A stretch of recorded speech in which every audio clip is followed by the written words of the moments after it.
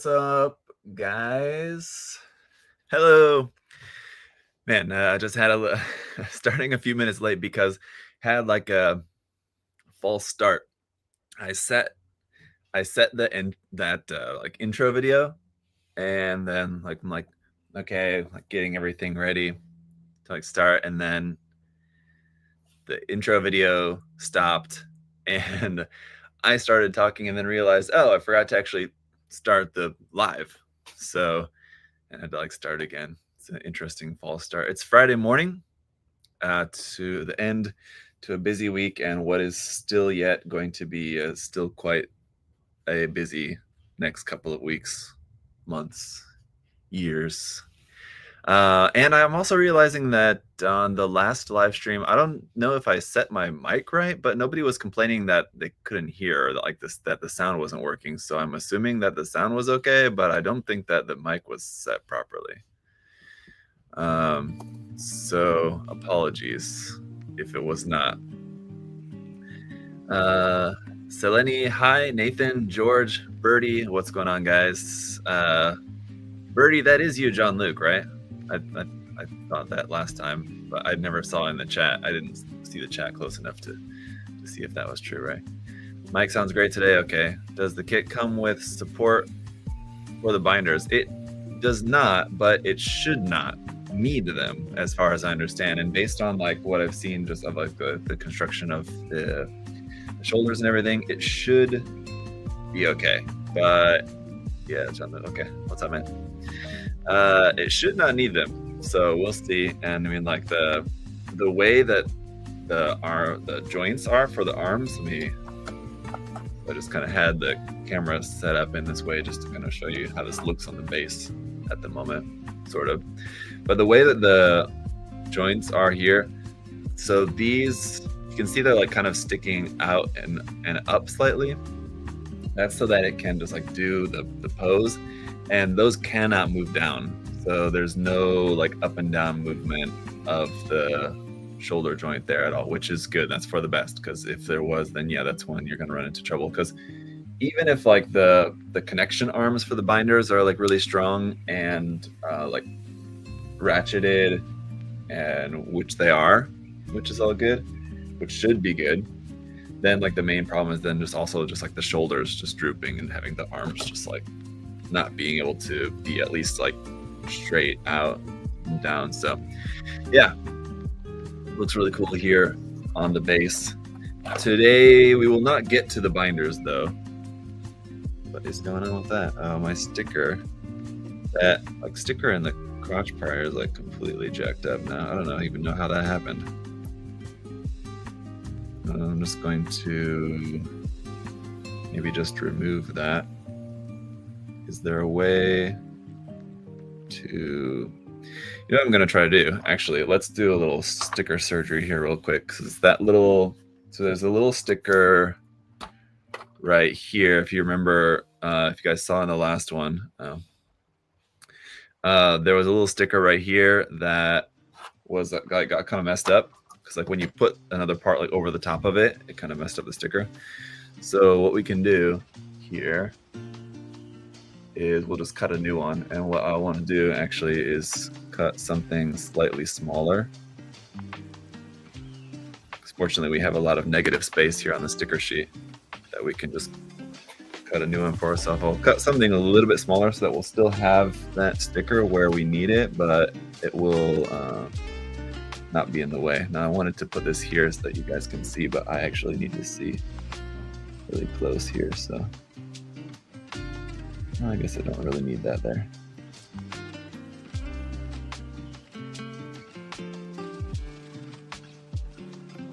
Thing is that because these are like plastic stickers, they're like, and like pre-cut out, they're like really nice, really nicely cut out, and like kind of like the corners like beveled and whatever and all that. I'm not going to be able to do that just here with my knife, but let's see. There we go. So I know it's You guys aren't really seeing that. Cut a little new sticker there. Not perfect, but just at least to go into here to fill in where that was meant to be.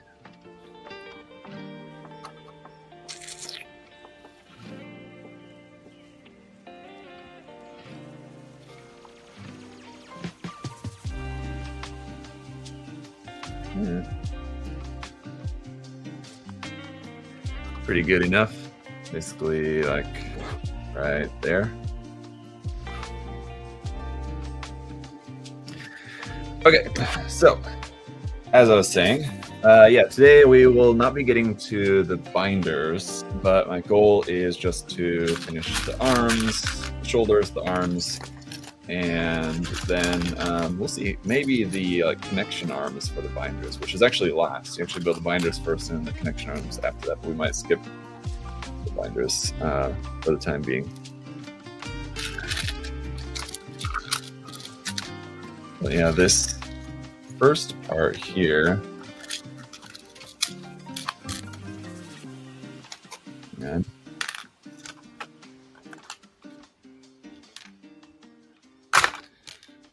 This is just for just only the shoulder parts.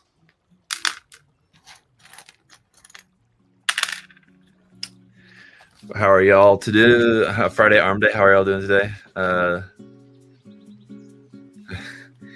You like the green stickers there? Good. Where are we? Here we go. So it's the shoulder skeleton here.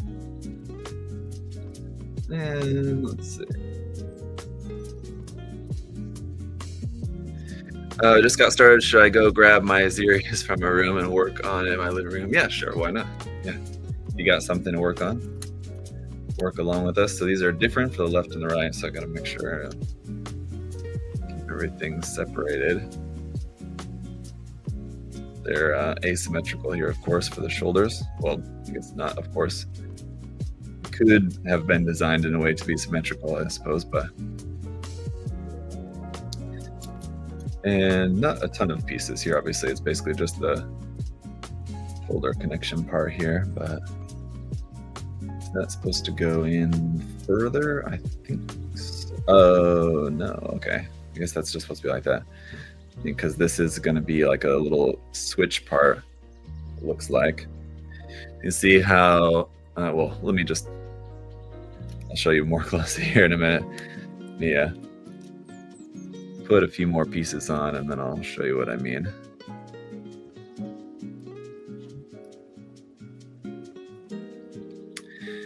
But what is that? Oh yeah, this is another kind of, there's like a misprint sort of in the manual, it looks like, where here, let me grab the, let me get the two parts that I need so I can show you and it will make more sense. So it's this part and this part. Where are we? You can see right here. It shows like K5, so that looks like that's like the whole part right there, but that's actually, so you have this part here, B1, and that, what looks like that's just K5, that's the combination of K5 and B1. It's just kind of showing you where B1 is supposed to fit into K5, but it's like very confusing. So that part, that looks like that's supposed to be all K5. So when I saw that, I had to like, okay, wait, what?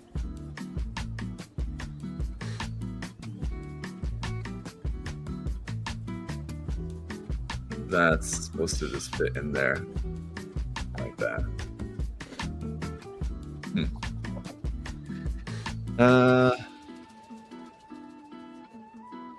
Let's see. Apparently it has 64 runners. That, not that means its complexity is more difficult. Oh yeah. Yeah, it would be. I mean, it would be a ton of work to paint, George. Yeah. What's up, Jim? Do you know if Plamo Kojo ships to the US? They do not sell directly from their website. I was looking at that on their website again yesterday, and so I know that Yeah, I've tried reaching out to them, and it says on their website that they don't deal directly with retailers, and that they just direct the retailers just to go to distributors, but then they also don't recommend distributors. So it's like, don't know how you're supposed to get, like, as an individual. I mean, you can just search different stores where you can find their stuff, retailers in Japan, basically. But like, if you're a store and wanting to carry their stuff, I mean, it seems like it's going to be kind of tricky, other than just like ordering like decent amount from like a retailer in Japan. For like us here at USA Gundam Store, like if we wanted to carry their stuff, seems like basically we would just have to just order a bunch from like a retailer there in Japan, in which case like the cost would be a lot because of that. So yeah, if you want to order their stuff, you kind of just have to get it from a retailer there. I don't understand why I love building HG lately. Comfortable to paint. Yeah. Could you review the Plamo Kojo Vortex Shaker? I wasn't planning on it, but just attention to the notch location. Hang on. It basically just looks like, I mean, very similar to like the kind of standard, like Display makes the same thing, I know, and I think another company also makes. It's just like a paint bottle shaker essentially. So I'll look. I haven't looked at the Plamo Kojo one more carefully. I mean, I just kind of looked at it briefly yesterday. Hang on, because I got that wrong. Upside down. There we go. That's right.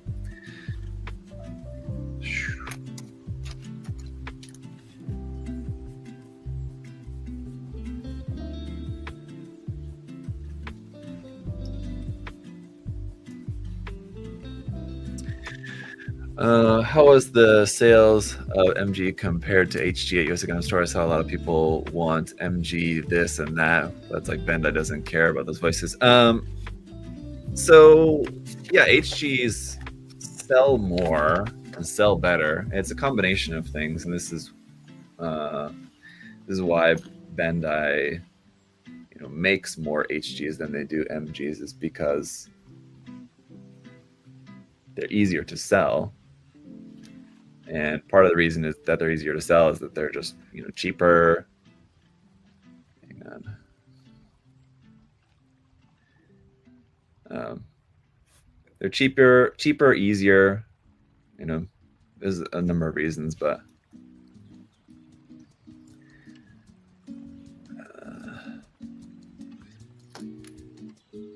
yeah, I mean, like in terms of just like what sells here, I mean, MGs sell well, of course, yeah, but kind of they both sell well. It's kind of like the case where we don't get, this is just kind of like generally, we and as in like we as in the store, and then we as in like just consumers generally from Bandai, we don't get a lot of MG releases, and when we do, we don't get a lot of quantity of them. So when we do get MG releases, whether they be new releases or reprints, they do tend to sell really well, just because there's a lot of demand and not a lot of supply. Whereas with HGs, there's a lot of demand and a lot of supply. So that makes sense. They both sell really well, just because there's just a high demand for Gunpla generally. I don't really know what the point of having that piston detail there is, because this part is not going to move, is it? How is that meant to actually move at all? Does it? I don't know. All right, let's see. No. Wait. So why is there even that piston detail there? Oh, okay, I don't know. Oh, did I miss that at the very beginning? Hang on. I did. That's odd.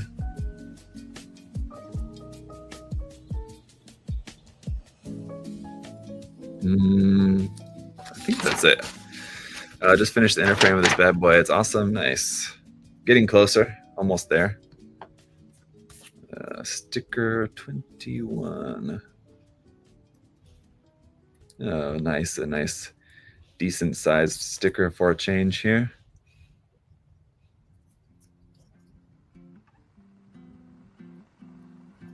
There's like so much detail on this kit, and like there's so many places where there could be these little, like tiny little detail stickers. It's kind of like, do we just have like loads of extra little stickers that you're meant to just kind of use wherever you want? Because there's a lot of spots where you could add these stickers onto, and we have a lot of leftover stickers. So I think those are meant to just kind of go in other spots. Doesn't mention anything about that anywhere.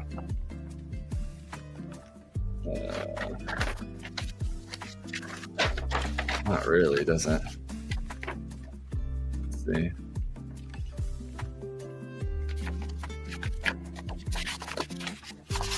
Like 4 pages of decal placement. But because you have, like, if you look at this here, put that little gold sticker right there, but then in these like little circle details right there, you could add a couple of these tiny little red circle stickers right there. I think those look like they would fit. And then looking at the frame there to the side of me, it looks like there's like other spots where the stickers would fit, and you have lots of leftovers here, it looks like. So either that or like I missed a lot going through the build. I don't think that I missed that much. I think it's just that you have lots that you can put on. So maybe once I'm done putting I'm sure there's going to be a lot on the binders too, I guess. So there's still a lot of opportunity to use a bunch of those, because everything on the binders will be ×4. So that's probably going to use a fair amount of the stickers, I guess. But once there is some leftovers, I'll kind of go back over the build and see where I maybe can just add some more stickers onto it on the frame before we add the armor on. I'll do that. Yeah, this part here going into there looks to be like a part that you can like lift and push back down as a kind of locking mechanism to lock the shoulder to the frame or something, it looks like.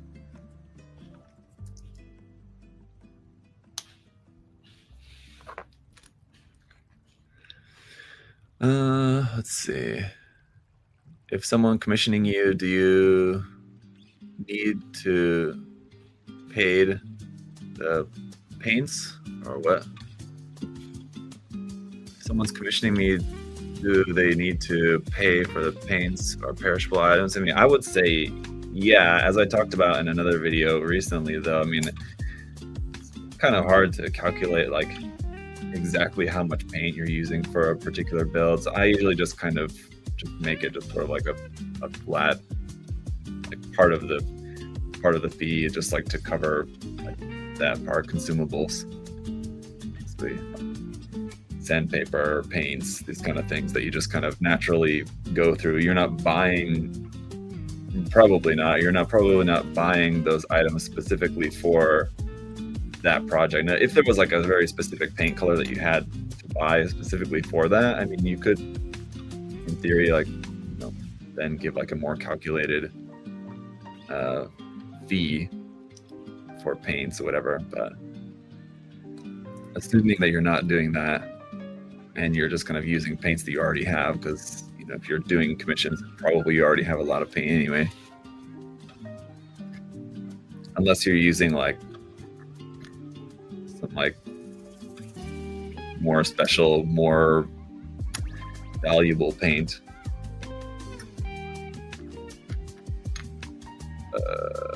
Where's the part I'm looking for?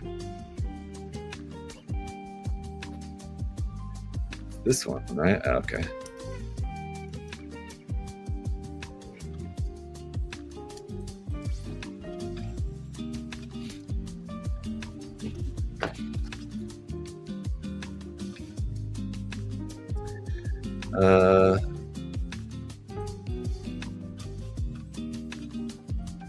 Is there a reason why this build is not named Kshatriya? Yeah, it's just to avoid being on Bandai's radar.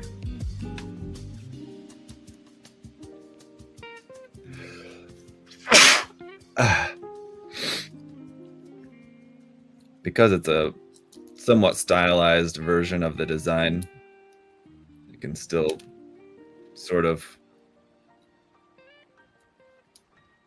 make some claim to it, although I think that probably wouldn't hold up. But all right, that's that then. So to add these on, yeah, we're gonna use this lock here on the top. And see, that opens up. Wait, push this onto here and then push that back down. And yeah, so then that's locked onto the arm. So if you look here, you guys see this? See on the arm joint, there's that little notch cut out. It's gonna be kind of hard to show you guys, but you can see that. So on this shoulder frame section, there's this little part that lifts up. You can see it inside there. See a little bit that's like sticking out in the middle. And you lift this, that opens that up.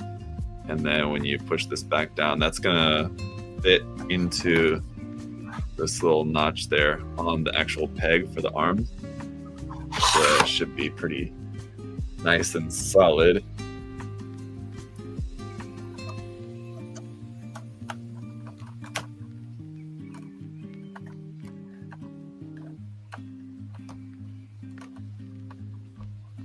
So there's still a little bit of room for that to rotate forward and back here. Which I would think that that shouldn't be the case if that's pressed in there all the way. Yeah, shouldn't be. So I would not rotate that, as it seems like it's kind of not supposed to. That might wear down that groove where the peg fits into. If you like start rotating, it might kind of damage that groove, and then the groove will basically become sort of useless at that point. So I would not recommend to do that. It seems like the arms then in that case, at least for the shoulder, is going to be fairly fixed in their pose, which is kind of fine. I think when you have like an issue with this kit having the weight issue that it has with the binders, it's kind of fine to just go ahead and kind of better to just have those locked into place.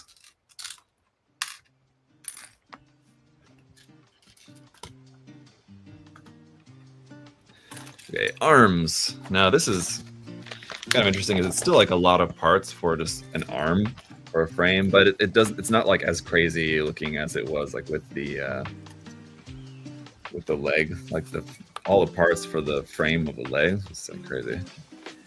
This is much less so, but then of course you have all the binders and everything.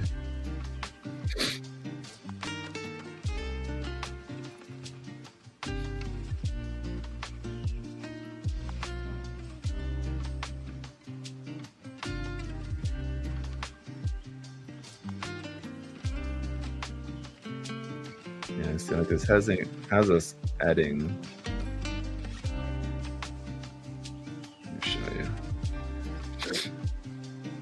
Has adding a little sticker right there, but there's another hole like the same size and shape just right there where I feel like you could add another sticker there as well if you were so inclined. Same on the opposite side there. Okay.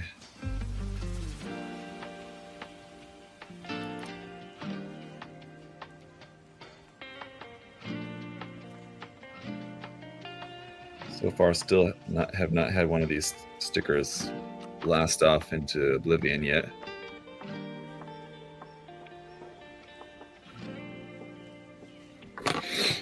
That's good.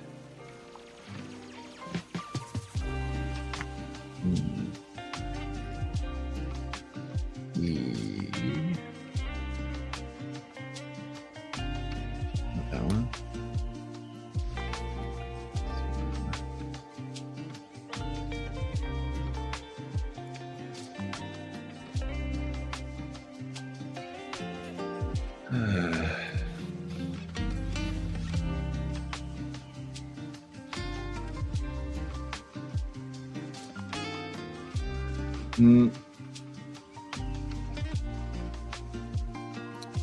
Yeah. Copy need to make some effort.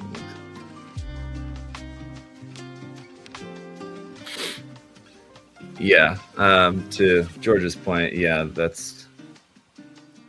I agree. Or anyway, that's just kind of not whether I agree or not. That's just kind of the case is that anyway, there's some kits that are just like straight copied from Bandai kits, and then there's some kits that they're Gundam designs, but they're their own the company's own kind of interpretation or take on the design, sort of.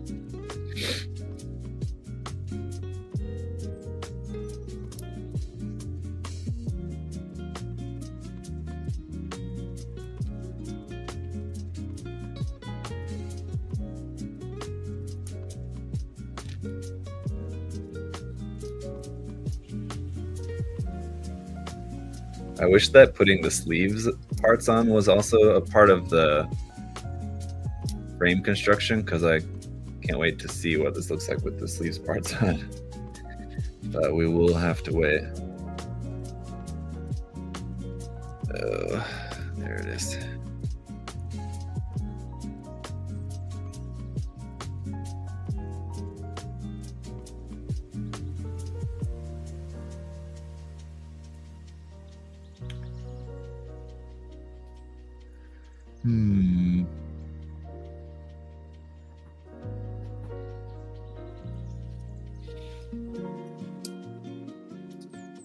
Okay.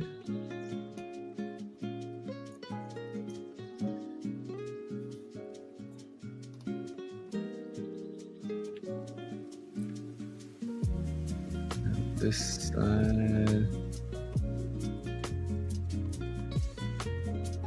How can I tell what's the inside and what's the outside? Oops.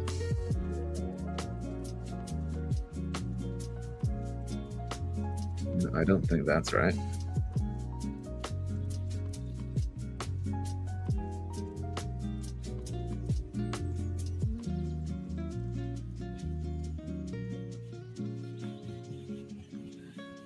That one should be a little shorter. Okay.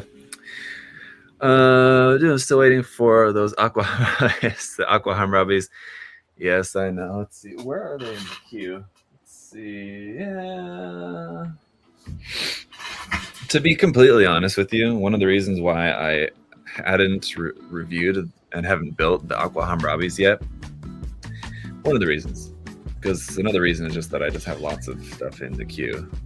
But one of the reasons why I've not built those yet is honestly just kind of those AOZ kits, like that one especially, just kind of take a long time to, not necessarily to build, but also to review, just because that being like an add-on set, then I have to find another kit that works with. I think like they go with like a Wound Ward or something, so I've got to dig out from the box at home, find a Wound Ward kit that those will work together with, and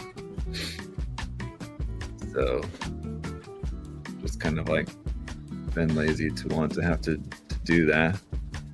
Add-on sets can be, it's like not a full kit, but it's like almost more work than a full kit.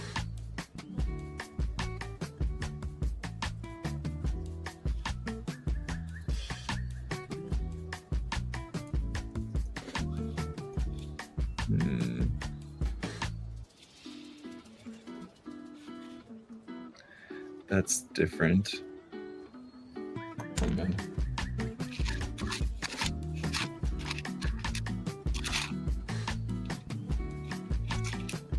I'm wondering if I have the parts right here. Hang on.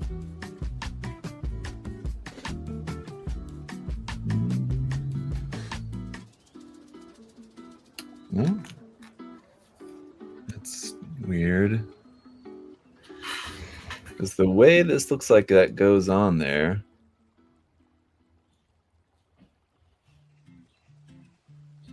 means that those should be slightly different.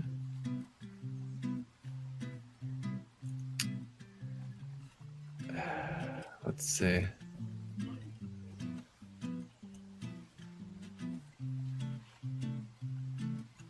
I don't know.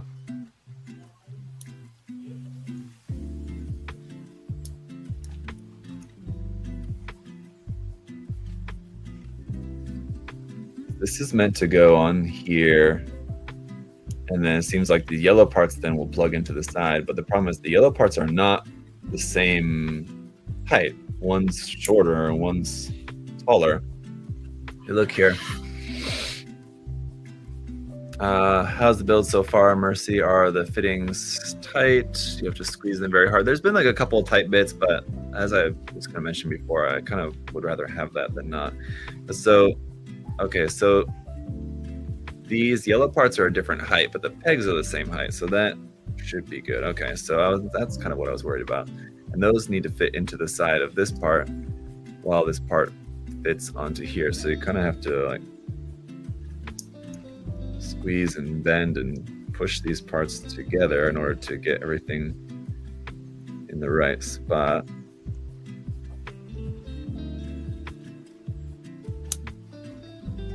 That's there, that's there, and that's there. Okay, like that. I didn't buy this kit simply because it's too big. I don't have space for it. Yeah, that's understandable.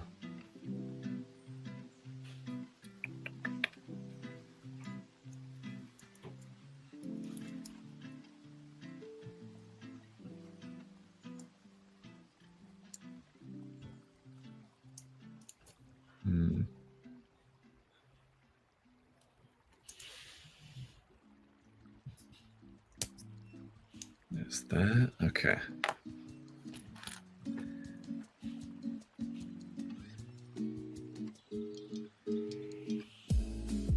Although we don't have the sleeves parts quite yet, you can sort of see how they're going to be fitting onto here.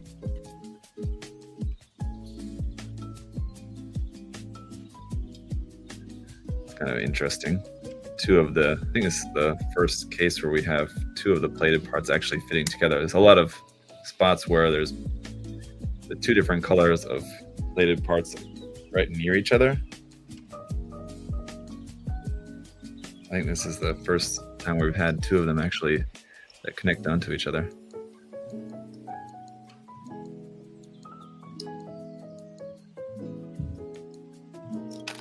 Yep. And that's really it for the arm, essentially. And then we just have the hand parts here. And the shoulder part here.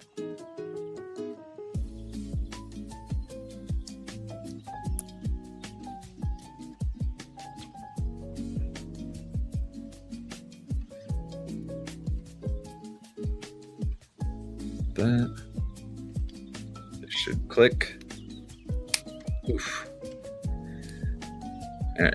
And then our hand parts. So there's a few different hands.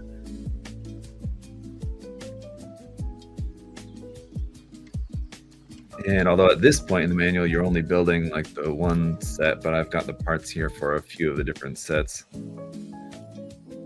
of hands. Basically, the fingers are going to be fixed. Well, it's basically it's fixed pose hands, except for the thumbs articulated on each one of them, it looks like.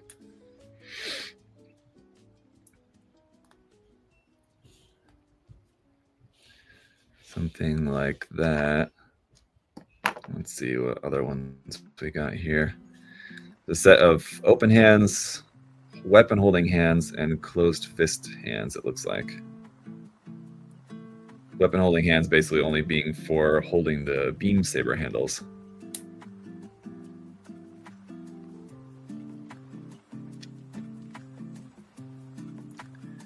The closed fists here is what I want for the moment.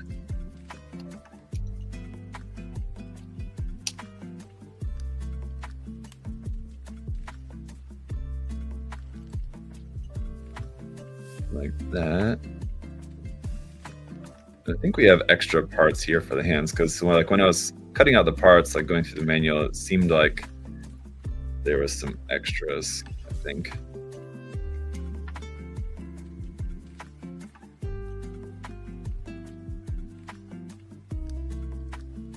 I cut them out and threw them in here together with this bit anyway, but I think those are spare parts. So there's our arm. Let's go ahead and put this on here and make sure there's no trick to putting on the arm. Just fits straight on there, because the arm itself, so like the shoulder joint here is separate from the arm. That's what's like really going to hold the binders. The arm just kind of fits on there. There's no real trick to that, because it doesn't really need to support anything necessarily. Still kind of tight though, we'll say. Yeah, there we go. There's that. Okay.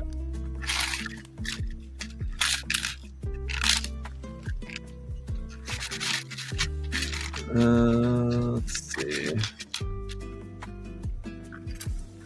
If you're using a glass type bottle paint, do you move the paint to a dropper type bottle just to make it easier to use? No, I don't. That's just kind of a lot of effort, and you know, who has the time for that, basically? Yeah, I feel like putting paint into like a plastic dropper bottle like that can be convenient, I suppose, if you're gonna like thin it at the same time. So yeah, you'll see people take like, you know, a bottle of, I don't have any of that, right? It's all over there, but a bottle of like a glass bottle, like Mr. Hobby, pour it out into a squeeze, like plastic squeeze bottle sort of, and then also add thinner, so it's all in there and it's pre-thin. So then they just have to, like, you know, shake it a little bit and then just squirt it into the airbrush and it's good to go like that. Sounds convenient, but like still it's not going to stay thinned perfectly forever. So I mean, unless you're going to use it like fairly like immediately, if you're going to like use some and then you're not going to use that color of paint again for like a few weeks or even a few months down the line, some of that thinner is going to evaporate just slightly. I mean, you will have to then go back and probably add some thinner in again later next time you go to use it. So if you got to do that anyway, you might as well just thin it when you're going to use it, rather than like going through, because like I think people that will go through and like rebottle and pre-thin like dozens of colors of paints, and it's like, if you're not using all that right away, it seems like a waste of time, because you're going to have to like adjust the thinner ratio later on when you go to use it again anyway. So would you say that Kit's armor could be panel lined and painted, or is it unnecessary? Or my last week? Oh, so Syntax, this is one of those kits. I mean, you could just build it and just put it up on the shelf exactly like that. I mean, and it's going to look really good, like right out of the box. It's going to like look like a painted kit essentially. Throwing some top coat on it will definitely help. One thing that you could do if you didn't want to top coat everything, especially like the plated runners, like these like plated silver or the plated gold runners, you could top coat the runners before you cut the parts out. Now usually I would recommend you guys to never paint on the runners, but you could top coat on the runners and just like spray, just like matte top coat on the runners, especially the armor runners, if you wanted to do that.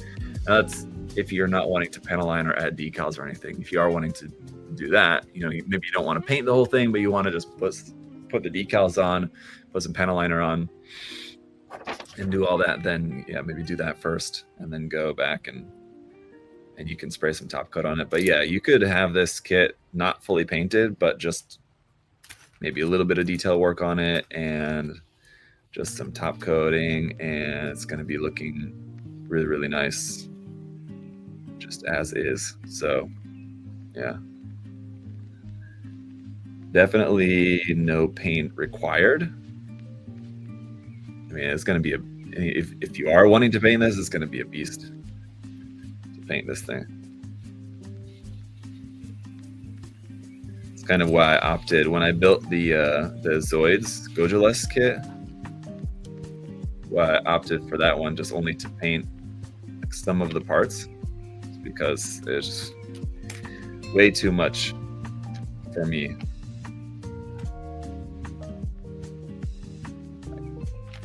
There's no reason why I couldn't do it, but that doesn't mean that I wanted to spend that much time painting that entire kit. If you wanted to paint this entire thing, especially like stripping and repainting the plated parts, I mean, it's just, yeah, crazy.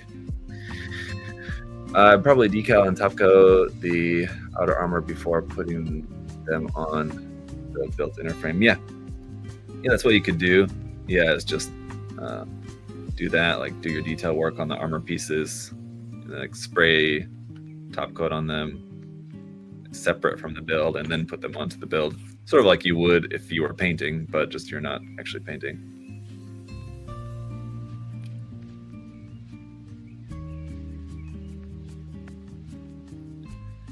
Yeah, I'm gonna have to go over the frame kind of in more detail, more carefully again, like later on, to just kind of go back and see where it can maybe add some more of those stickers onto, because it seems like we are going to have, it seems, could be wrong, but it seems like we are going to have some extra stickers that are not going to be used over the course of just going through the manual normally.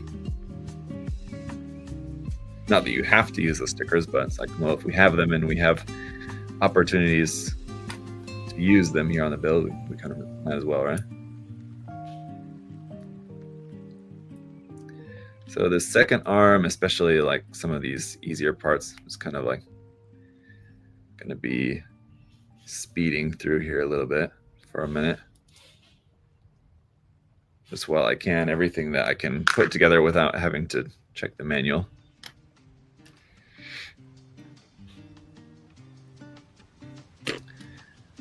Let's see.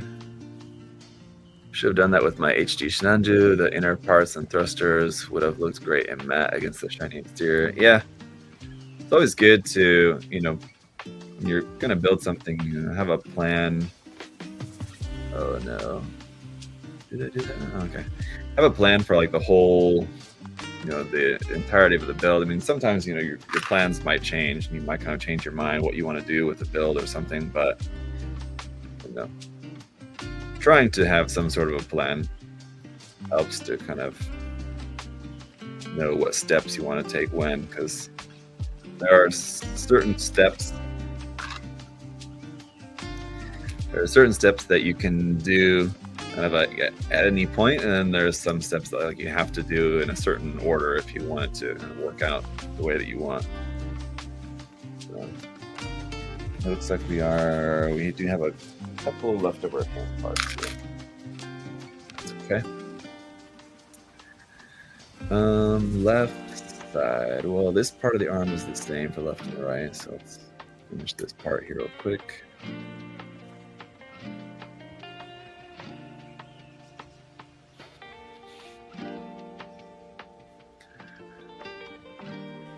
Smart to matte coat the fuel tank, so there you go.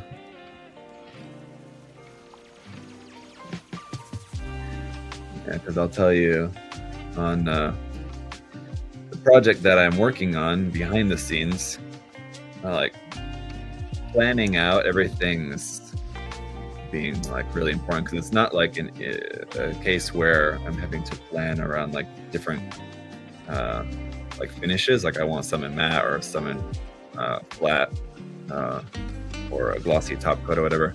More so just like there's a lot of, especially when, I mean, like there's a lot of things that you have to plan for a couple of reasons, like order of operations, and then also just time. I have I'm on like a limited time restraint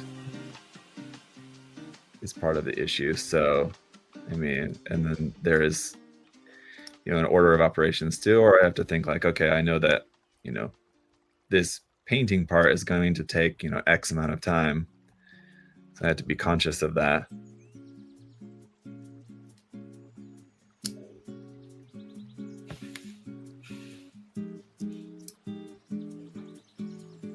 And also, but then I also know that, okay, let's see which one's the longer one. Like the painting's gonna take X amount of time, but I know that I have to finish this other part here before I can do the painting or something like that. So you have to kind of keep everything in mind.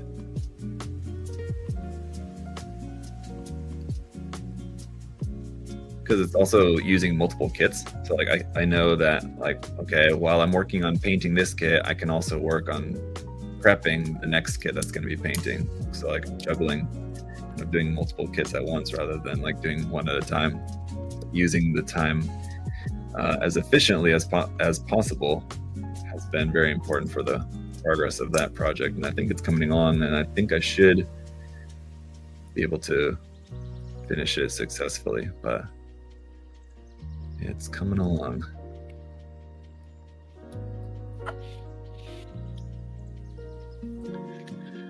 Any constructive criticism for this third party in case they made another?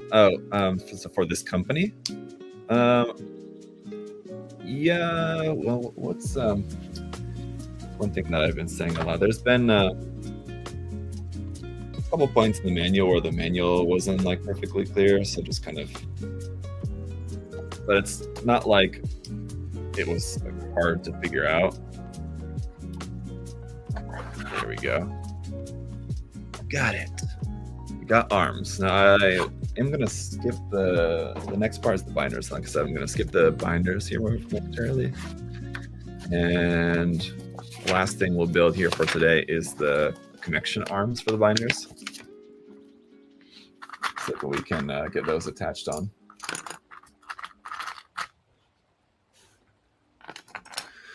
I forgot to ask you, you gonna wrap up the 30 minutes label news? They announced a lot of new kits and option sets today. I've not looked through all that news. I don't know if I'll like do any kind of like video coverage or anything of that necessarily.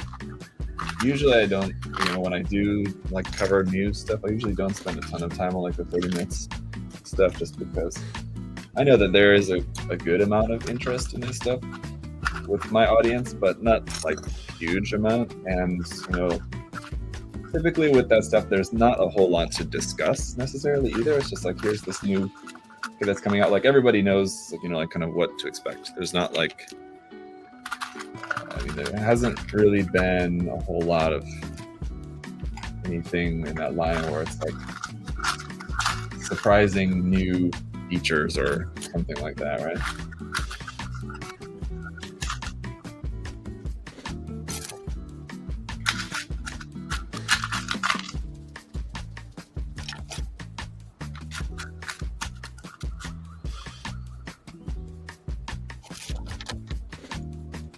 But to be fair, even with Gundam stuff, a lot of times there's not a whole lot really, when Bandai has their new announcements, especially if it's an announcement where we get, multiple, usually they'll put out like 4 images at once, just because that's what fits conveniently on their Twitter posts. So they'll put out like 4 images, and usually that's enough to be able to see the kit, front, back, an action pose, and then some other sort of like pose or detail pose showing off like one of the features of the kit. And usually just by looking at those 4 images, you can see pretty much everything there is to see about it. And so like a lot of times, even with Gundam kits, like there's not always a lot like that can really be discussed necessarily. But just for the sake of kind of giving you my thoughts on that information, that's why I do cover that stuff. But admittedly, there's really not that much that you guys can take away from my commentary that you can't just see by just looking at the photos.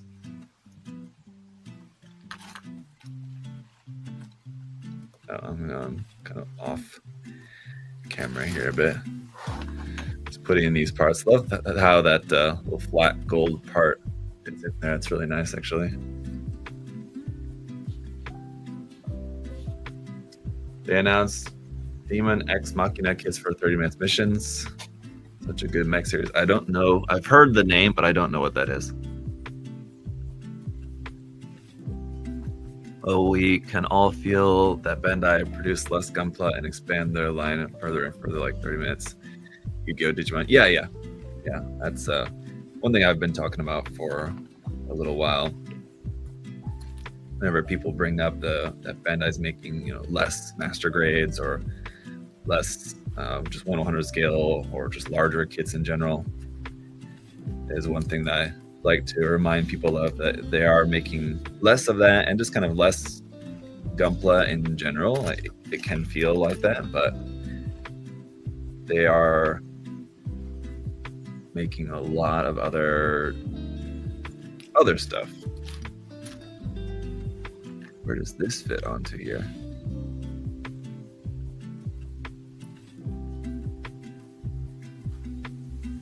Like that? Oh, okay, interesting.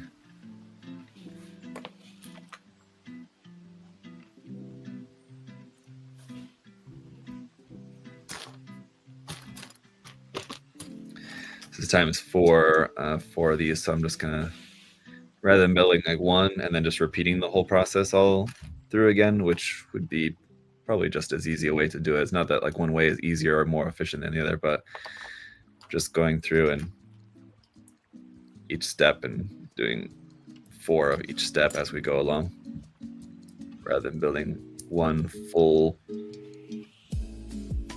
piece and then repeating. Woo.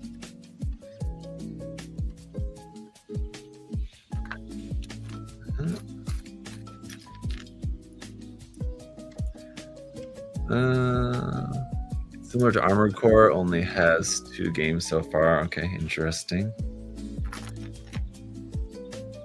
Demon Ex Machina. I don't know.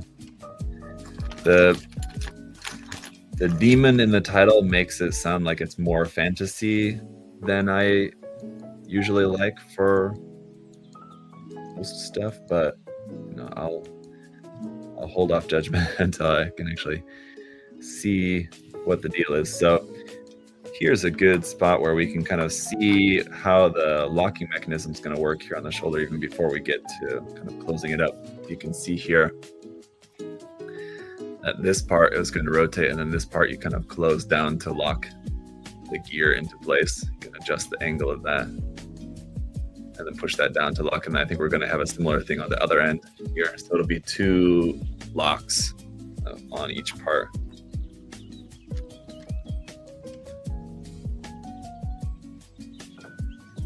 And according to the manual, that's how it has it at the moment. I mean, we can adjust it later if we want, once it's actually put together, but it has it in the 3rd spot. I don't think there's any like particular reason for that, but it's fine. That's not right. It's this part here.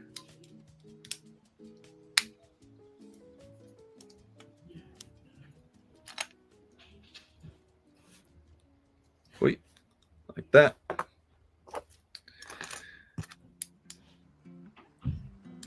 What if Bandai announced figurized WWE? Oh my god. I would hate it. I'm not at all a wrestling fan, never was. It's one thing that a lot of people were into when I was young, but I missed that trend and I have no regrets about missing that trend. When that was kind of, I don't know, like when I was young, maybe that wasn't like peak popularity. I feel like peak popularity was probably actually like when, like in the 80s, not like, or middle 80s, late 80s, maybe, like kind of before my time. But it was definitely popular like when I was young as well. I had friends, especially like my best friend and his brothers, kind of all into that. But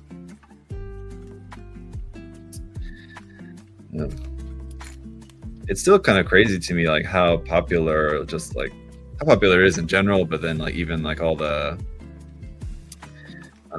like action figures and stuff, that like whenever I go to like Target or something with my kids, for them, and like we check the toy section, that there's still such a large amount of those toys. It's kind of crazy to me.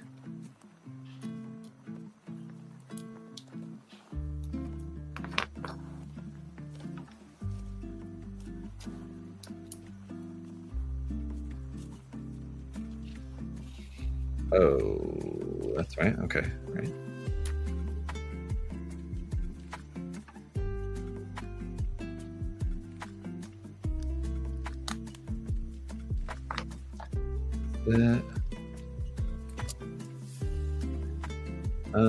What's your take on Sinopla? There's been a lot of kits being released recently, like Jada, Fat Cat, and this. What's Sinopla? I don't know. I mean, I think based on the examples you cited, I think I know like kind of generally what you're referring to, but I've not heard that word before.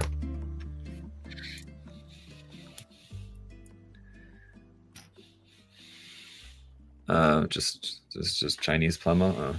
I mean, based on those examples, I take it that it's kind of talking more of like not just Chinese plumma, but like the ones that are, you know, like very close to Bandai IP, while not being like straight one-to-one copies.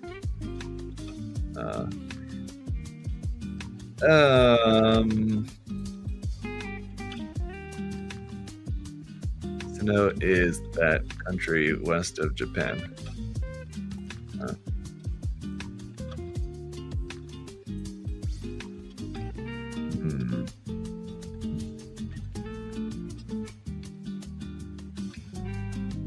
Oh, okay.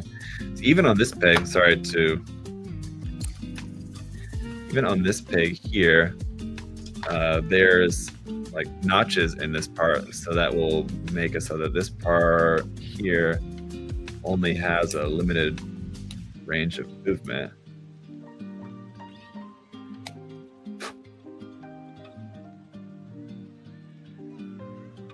Or that, yeah, so this will only be able to move a little bit, like up and down there. That's nice. Yeah, it does seem to be like, which you would hope, and it would have to be in order to be like at all successful of a kit. You'd assume that they would have to put like a lot of effort into planning how to manage the weight issues of the binders on this kit, and it does look like, I mean, they put a lot of effort into making sure that that was going to work.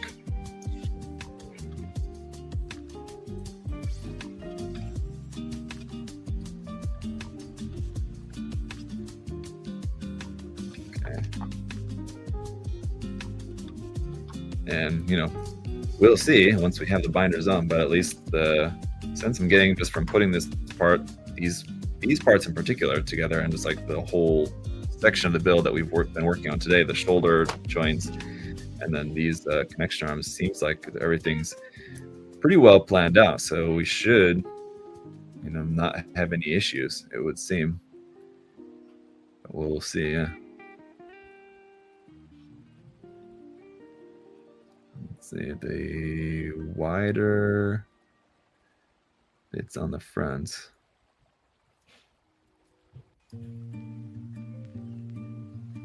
Like that.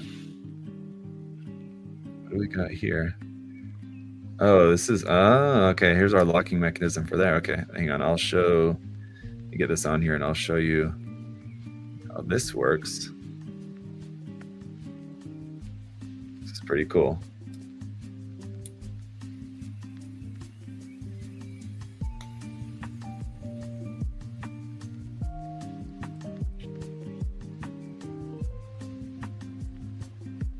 This lock, so I showed you the lock for this joint. This part, you're going to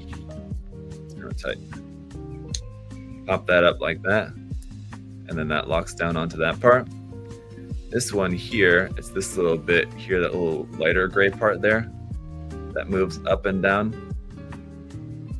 up like that to release the lock for this to move, and then pressing that down locks that in place, and then that won't move.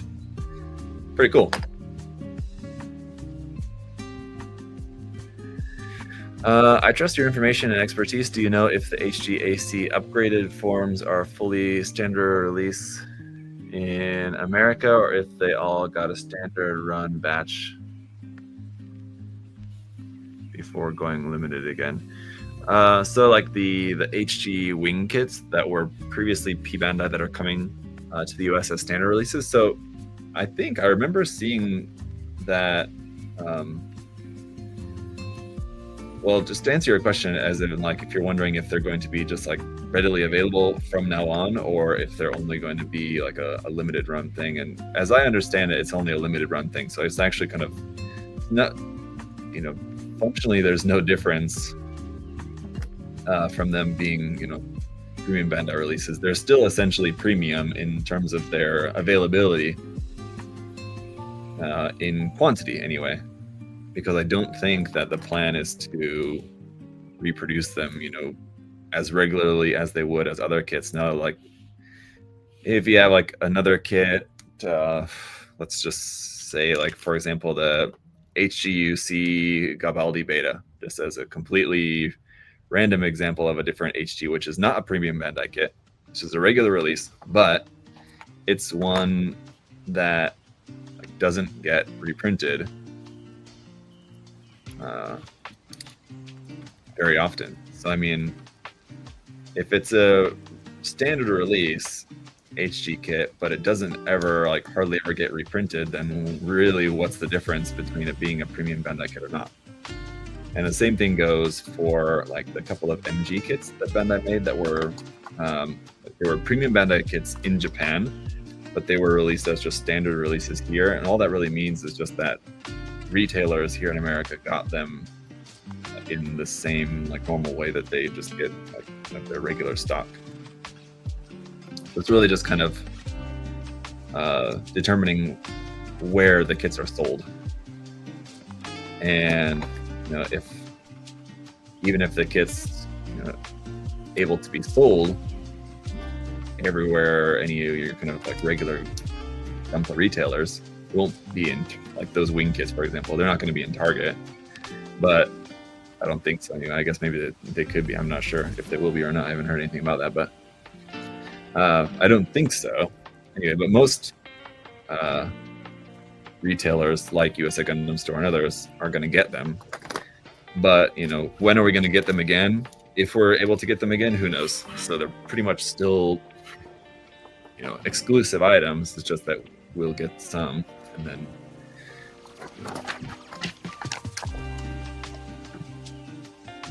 the MG examples that I mentioned would be something like the Astray Turn Red, the 00XN Riser. These have been reprinted a couple times, and we have gotten more stock of them now and then. Again, and like still as non-exclusives, just in that we've got them, but and there's other kits that are regular releases, but they never get reprinted, so like they might as well be exclusive items. And there's P-Bandai kits. That's a good example, like the MG Tallgeese 3 has been, it's like a P-Bandai kit, but it's been reprinted like 10 times or something, I feel like. So even though it's a limited exclusive item, it's been reprinted so many dang times that it's not very limited at this point. Isn't like it's very easy to find.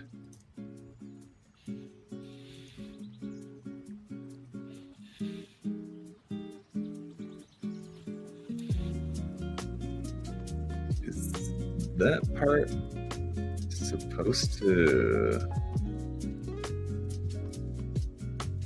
like snap onto there? I think so.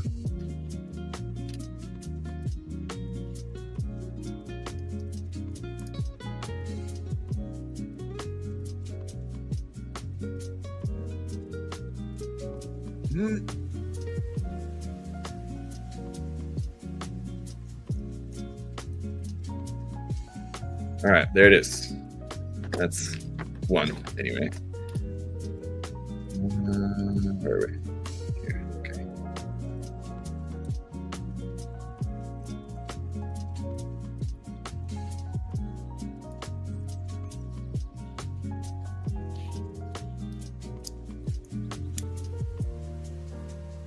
We're gonna finish these bits, attach them on, and that's going to be it for today. So yeah, if you guys have any other last questions or anything about the build so far, feel free to ask away. Now's the time. In the next live build, which will be next week, we'll build the binders, and then I don't know, that might be all that I want to do like for that stream, because then I don't know if I'll be able to finish all of the armor in a single stream. I'll kind of have to wait and see. But I feel like next time just putting all 4 of the binders together might be enough for like a good hour or so, just for the frame of the binders, I guess I should say. Also, I have batteries coming. Batteries ordered. They're on the way, so that I can actually put the batteries into while we're doing that. So we'll do that next week, and then probably do the armor as either 1 or 2 streams of putting all the armor on there. So there's 2, possibly 3 more live streams here for the course of this build. Could I have done it in less? Yeah, if I wanted to do like a couple, even in 1 live build for this entire kit, no way, because that'd be just like way too long, crazy long. Could I have done it in like 2 or 3 live builds? Maybe, if I wanted to do like a couple of like 8-hour streams, and I just did not want to do that. So there's our connection arms here. They look really nice, yeah. How heavy is the kit? I'm not sure. I could. I'm interested. I mean, I'm curious, but I want to wait till the binders are on at least. So, just to like maybe weigh the frame, and then we'll weigh it like again with all the armor and everything on. But that is something I'll check once the frame is done. I'll check the weight, but I mean it's pretty heavy, yeah.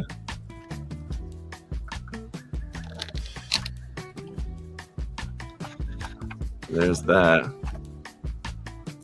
They look good, and they seem pretty sturdy. I mean, between all the locking mechanisms you have in here, and then the way that the shoulder armor, the shoulder locks onto the torso, it all seems pretty good. I don't anticipate where we might have any other issues. I mean, it all seems pretty good. So, pretty awesome.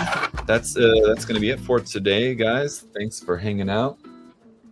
Set that aside, and we'll get back to that next week. Got the parts here for the binder frames, along with a couple of other extra bits that kind of go on the torso or on the armor somewhere. I'm not exactly sure, but plenty more still yet to do on this guy, and so we'll pick it up again next week. Thank you guys for hanging out over the course of the first couple of live builds here for this thing. I feel like it would be cool without armor, just inner frame and stuff. Yeah, I mean, like, or you could at least do like half on, half off armor, or something like that could be kind of cool, especially because of the base that you have, how it kind of looks like a kind of like a hanger sort of thing anyway, right? I think it would definitely be a cool way to display it with like half off, or even you don't even have to go like full half. You could do like 25%, you know, of the armor off, just a few pieces here and there, just to kind of show off all the details of the inner frame. Would definitely be a really cool way to display it. Yeah, and the I don't know. I mean, depending on which armor pieces you have off, they probably wouldn't fit. You have like a little on the bottom side of the tray, of the bottom side of the base. There's like a little tray that slides out, and you could like keep some of your armor pieces in there. But unless it's like small armor pieces, they probably won't fit. we'll see anyway. But yeah, that's it for today, guys. Thanks for hanging out. It was a relatively shorter one, but got some other stuff I want to get to here for today. So we'll come back next week. We'll finish up the binders, put on the armor, and it'll be all good. So I'll see you guys then. Have a great weekend. Bye, everyone.